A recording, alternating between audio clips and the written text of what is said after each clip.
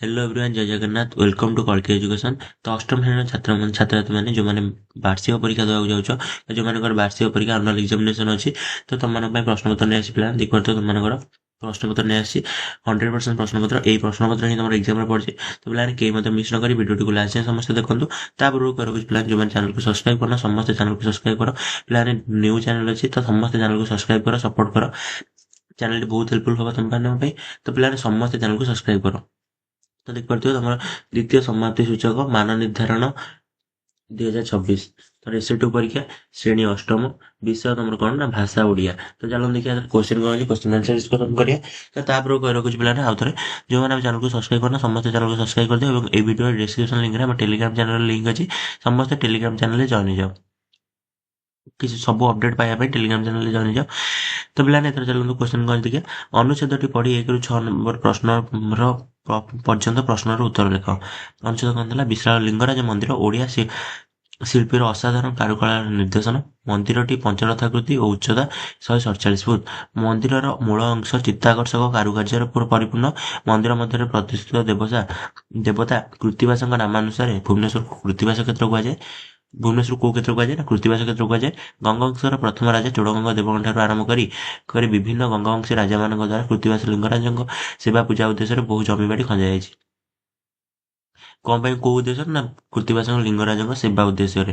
ମନ୍ଦିର ଗାତ୍ରରେ ଖୋଦିତ କାରୁକାର୍ଯ୍ୟ ଓଡ଼ିଶାର ଧର୍ମ, ସାହିତ୍ୟ, ନୃତ୍ୟ, ନାଟ୍ୟ ଓ ଜୀବନଯାତ୍ରାର ପରିଚୟ ଦିଏ। ମନ୍ଦିରର ପାର୍ଶ୍ୱ ଦେବତା ଗଣେଶ, କାର୍ତ୍ତିକ ଓ ପାର୍ବତୀଙ୍କ ମୂର୍ତ୍ତିର ନିର୍ମାଣ କଳା ଅତ୍ୟନ୍ତ ରମଣୀୟ। ତ ପିଲାମାନେ ଫାଷ୍ଟ ଏଇ ଅନୁଚ୍ଛେଦଟିକୁ ଭଲ ଭାବରେ ପଢ଼ିବ।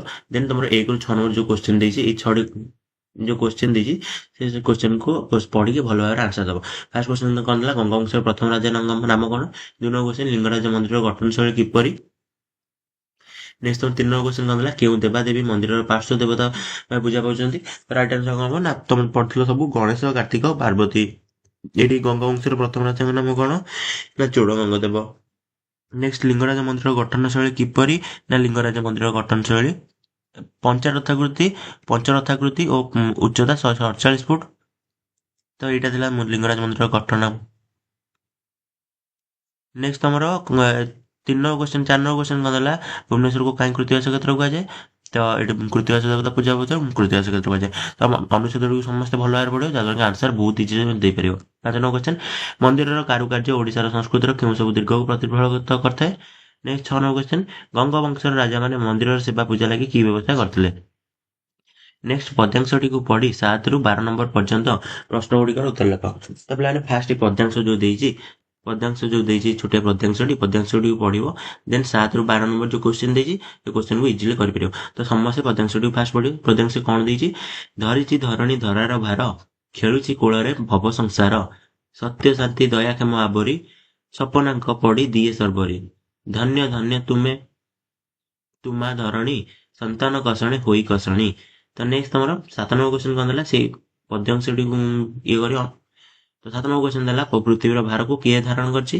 8 ନମ୍ବର କ୍ୱେଶ୍ଚିନ୍ ଧରଣୀ ମାକୁ ଧନ୍ୟ ଧନ୍ୟ କହିବାର ତାତ୍ପର୍ଯ୍ୟ କଣ? 9 ନମ୍ବର କ୍ୱେଶ୍ଚିନ୍ ବକ୍ଷୁ ଅବିରତ ଝରଇ ଝର କବିତାରେ ଏପରି କୁହାଯାଇଛି କାହିଁକି? 10 ନମ୍ବର କ୍ୱେଶ୍ଚିନ୍ ତୃଷା ମାନେ ପ୍ରାଣୀ ହୋଇ ସ୍ଥିର କହିଲେ କଣ ବୁଝ? 11 ନମ୍ବର କ୍ୱେଶ୍ଚିନ୍ କବିତାରେ କବି କାହାର ମହିମା ଗାନ କରିଛନ୍ତି? 12 ନମ୍ବର କ୍ୱେଶ୍ଚିନ୍ କବିତାରେ ସମାନ ଶୁଭୁଥିବା ଶବ୍ଦ ଗୁଡ଼ିକୁ ଖୋଜି ଶୂନ୍ୟସ୍ଥାନ ପୂରଣ କର। ଆବରି। ତ ନେକ୍ସଟ ଶବ୍ଦ କଣ ଅଛି? ଧରଣୀ। ନେକ୍ସଟ କଣ ଅଛି ନା ଉପମା। ନେକ୍ସଟ ତମ 13 ନମ୍ବର କ୍ୱେଶ୍ଚିନ୍ କଣ ଦେଲା? ସରଳ ଭାଷାରେ ବୁଝାଇ ଲେଖ। ଅର୍ଥାତ୍ ସରଳାର୍ଥ ଗୋଟେ ଦେଲା। ସରଳାର୍ଥଟି ଦେଲା ନା ପଦ୍ୟ ବିଭାଗରୁ ସରଳାର୍ଥ ଦେଇଛି। ଉଠ ଭାଇ ଉଠ ନବୀନ ଆଲୋକେ, ଶୋଇଥିଲେ ଚାହିଁ ହସୁଥିବେ ଲୋକେ। ପିଲାମାନେ ସରଳାର୍ଥଟି ଲେଖିବ। ସମସ୍ତେ ସରଳାର୍ଥ କିଛି ନା କିଛି ଲେଖିବ। ତ 14 ନମ୍ବର କ୍ୱେଶ୍ଚିନ୍ କଣ ଦେଲା? ସରଳ ଭାଷାରେ ବୁଝାଇ ଲେଖ। ଇଙ୍ଗୁତିର ତୈଳ ଦୀପ ଶିଖା, ଅନ୍ଧକାର ନାସିଲା ପୂଜାରୀ। ନେକ୍ସଟ ତମର 15 ନମ୍ବର କ୍ୱେଶ୍ଚିନ୍ ଏକ ପଦରେ ପ୍ରକାଶ କର। ନାହିଁ ଧନ ଯାହାର ଡ୍ୟାସ୍। ନିର୍ଦ୍ଧନ ସମସ୍ତେ ଜାଣିଛ। 16 ନମ୍ବର କ୍ୱେଶ୍ଚିନ୍ ନିମ୍ନରେ ଥିବା ପଦ୍ଧତିର ବିଶେଷଣ ବାଛି ଲେଖ। ପଦଟି କଣ ଦେଇଛି? ଅର୍ଜୁନଙ୍କୁ ତୃତୀୟ ପାଣ୍ଡବ କୁହାଯାଏ। ଏଇ ବାକ୍ୟର ତୃତୀୟ ପଦଟି କଣ? ତୃତୀୟ ପଦଟି କଣ ନା ଏଇ 4ଟି ଅପସନ ଭିତରୁ ବାଛି ଲେଖିବ। ତମର ଅପସନ କ କଣ ଦେଲା? ଅପସନ କ ଦେଲା ସଂଖ୍ୟାବାଚକ, ଅପସନ ଗ ଦେଲା ପରିମାଣବାଚକ, ଅପସନ ଖ ଦେଲା ପୂରଣବାଚକ, ଅପସନ ଘ ଦେଲା ଉପରୋକ୍ତ ସମସ୍ତ। 17 ନମ୍ବର କ୍ୱେଶ୍ଚିନ୍ ରେଖାଙ୍କିତ ପଦକୁ ବିଶେଷ୍ୟରେ ପରିବର୍ତ୍ତନ କରି ଲେଖ। ଆମର ସଂସ୍କୃତି ପରମ୍ପରା ମହାନ। ଆମର ସାଂସ୍କୃତିକ ପରମ୍ପରା ମହାନ। ଉତ୍ତର ଲେଖିବ ପିଲାମାନେ। ମାନେ କଣ ନା ରେଖାଙ୍କିତ ପଦ କୋଉଟା ଅଛି? ସାଂସ୍କୃତିକ। ତ ତାକୁ ସେଇ ପଦକୁ ବିଶେଷ୍ୟରେ ପରିବର୍ତ୍ତନ କରି ଲେଖ। 58 କ୍ୱେଶ୍ଚନ ସମ୍ପଦର ବିପରୀତ ବୋଧକ ଶବ୍ଦ ଲେଖ। ନେକ୍ସଟ 19 ନମ୍ବର କ୍ୱେଶ୍ଚନ ସରସୀରେ ଫୁଟିଅଛି ପଦ୍ମ ଏଠାରେ ସରସୀ ଶବ୍ଦ କେଉଁ ଅର୍ଥରେ ବ୍ୟବହାର କରାଯାଇଛି? 20 ନମ୍ବର କ୍ୱେଶ୍ଚନ ତଳେ ଦିଆଯାଇଥିବା ଶବ୍ଦକୁ ବ୍ୟବହାର କରି ଗୋଟିଏ ବାକ୍ୟରେ ଲେଖ। ସଲାସୁତୁରା ସଲାସୁତୁରା। ନେକ୍ସଟ ତମର 21 ନମ୍ବର କ୍ୱେଶ୍ଚନ କଣ ଦେଲା? ତଳେ ଦିଆଯାଇଥିବା ଶବ୍ଦର ସନ୍ଧି ବିଚ୍ଛେଦ କର। ଶବ୍ଦ କଣ ଦେଇଛି? ଦୁର୍ଲଭ। ଦୁର୍ଲଭର ସନ୍ଧି ବିଚ୍ଛେଦ କରିବ। ନେକ୍ସଟ ଦେଇଛି ଅଧିକାଂଶ। ଅଧିକାଂଶର ମଧ୍ୟ ସନ୍ଧି ବିଚ୍ଛେଦ କରିବ। 22 ନମ୍ବର କ୍ୱେଶ୍ଚନ କଣ ଦେଲା? କ ସ୍ତମ୍ଭରେ ଦିଆଯାଇଥିବା ଶବ୍ଦ ଗୁଡ଼ିକ ଅର୍ଥ ସୂଚାଉଥିବା ଶବ୍ଦକୁ ଖ ସ୍ତମ୍ଭରେ ଗାରଟାଣି ଯୋଡ଼। କ ସ୍ତମ୍ଭରେ କଣ ଦେଲା ତମର? ସ୍ୱାଧୀନ। ନେକ୍ସଟ ନବୀନ। ଖ ସ୍ତମ୍ଭରେ କଣ ଦେଲା ପିଲାମାନେ ତମର?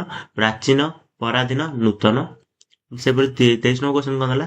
ସ୍ନାନାଗାର ପରି ଗୋଟିଏ ଶବ୍ଦ ଲେଖ। 24 ନମ୍ବର କ୍ୱେଶ୍ଚନ ଆଖି ପକାଇବାର ରୂଢିର ଅର୍ଥ କଣ? ତ ଏଇ 4ଟି ଅପସନ ଭିତରୁ ଲେଖିବ। ଫାର୍ଷ୍ଟ ଅପସନ କଣ ଦେଲା? ଆଖିରେ ଦେଖିବା।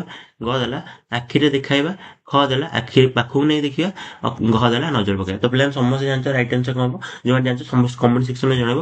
ରାଇଟ୍ ଆନ୍ସର ତମର ହେଇଯିବ ଅପସନ ଘ ନଜର ପକାଇବା। 25 ନମ୍ବର କ୍ୱେଶ୍ଚନ ନିମ୍ନଲିଖିତ ସଂଳାପ ଗୁଡ଼ିକୁ କିଏ କାହାକୁ କେଉଁ ପ୍ରସଙ୍ଗରେ କହିଛନ୍ତି ବୁଝାଇ ଲେଖ।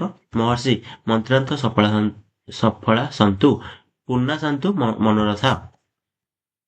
ନେକ୍ସଟ 26 ନମ୍ବର ଓକିଲ ନିଶ୍ଚୟ ନିଶ୍ଚୟ ତମେ ସମସ୍ତେ ଯେ ବଡ ଭାଗ୍ୟବାନ ବାପା ତମର ଯେମିତି ଦେବତା ମା ବି ସେମିତି ଲକ୍ଷ୍ମୀ ମା ସାନ୍ତାଣୀ। ନେକ୍ସଟ 27 ନମ୍ବର ନିମ୍ନଲିଖିତ ପ୍ରସଙ୍ଗରୁ ପ୍ରସଙ୍ଗ ମଧ୍ୟରୁ 80 ଶବ୍ଦ ମଧ୍ୟରେ ଯେକୌଣସି ଗୋଟିଏ ବିଷୟରେ ଲେଖ। ତ କଣ ପ୍ରସଙ୍ଗ ଅଛି ତମର? ଫାର୍ଷ୍ଟ ପ୍ରସଙ୍ଗ ଅଛି ସଡ଼କ ନିରାପତ୍ତା। ସେକେଣ୍ଡ ଅଛି ତୁମ ବିଦ୍ୟାଳୟ। ଥାର୍ଡ ଅଛି ଗ ଜଳ ସଂରକ୍ଷଣ। ପିଲାମାନେ ଏ ଭିତରୁ ଯେକୌଣସି ଗୋଟିଏ ଲେଖିବ। ନେକ୍ସଟ ତମର ଦେଲା କଣ ନା ପତ୍ର ଲିଖନ ଦରଖାସ୍ତ। ପତ୍ର ଲିଖନ ଦରଖାସ୍ତ ତମର 5 ମାର୍କ ସମସ୍ତେ ଲେଖିବ, କେହି ମଧ୍ୟ ଛାଡିକି ଆସିବନି। ତ କଣ ଦେଲା ପତ୍ର ଲିଖନ?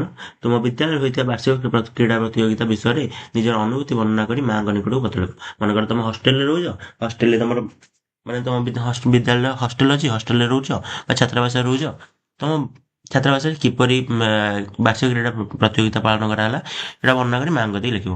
ନେକ୍ସଟ ବଣଭୋଜି ଆୟୋଜନ ପାଇଁ ପ୍ରଧାନ ଶିକ୍ଷକ ନିକଟକୁ ଦରଖାସ୍ତ ଲେଖ।